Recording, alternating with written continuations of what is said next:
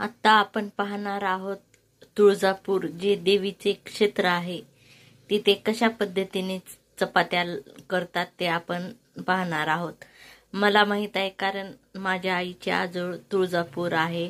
आमची आई तिथं सारखी राहत होती तुळजापूरला आजोळी, त्याच्यामुळे आईला माहित आहे, आईमुळे मला माहित झाला। तर व्हिडिओ शेवटपर्यंत पहा। तुळजापूरला कशा पद्धतीच्या चपात्या करतात हे तुम्हाला माहित होईल। शेवटपर्यंत व्हिडिओ पहा। आवडला तर सबस्क्राइब लाईक करा। आता आम्ही 4 लाट्या करून घेतलेल्या आहेत। लाट्या करायचं तस काही नाही, आपण एकदम करू शकतो किंवा प्रत्येक करताना लावू शकतो।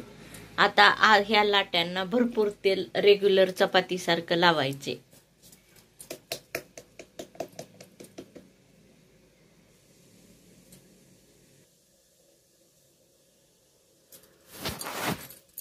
आता रेग्युलर चपाती सारख्याच ह्याच्या गड्या घालायच्या।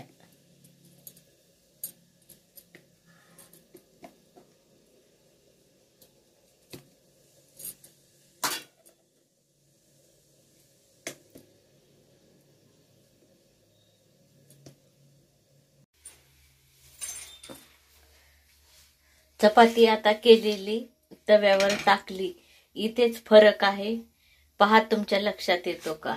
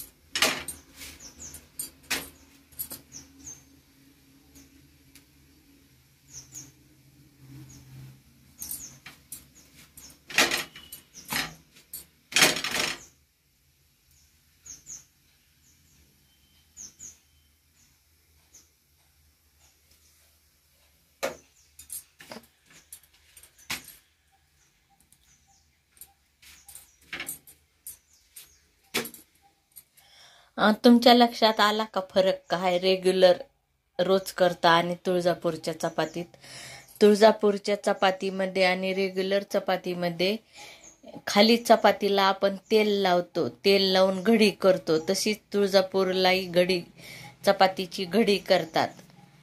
पण ज्यावेळेस आपण तव्यावर टाकतो त्यावेळेसही आपण दोन्ही बाजूंना तेल लावतो आणि भाजतो। पण तुळजापूरला भोप्यांच्या घरी तेल न लावता आणि इतरही सर्व लोक तेल न लावता तव्यावर चपाती भाजतात दोन्ही बाजूने। खाली भरपूर तेल लावलेले असल्यामुळे वर लावत नाहीत। हाच फरक आहे रेग्युलर रोजच्या चपातीत आणि तुळजापूरच्या चपातीत।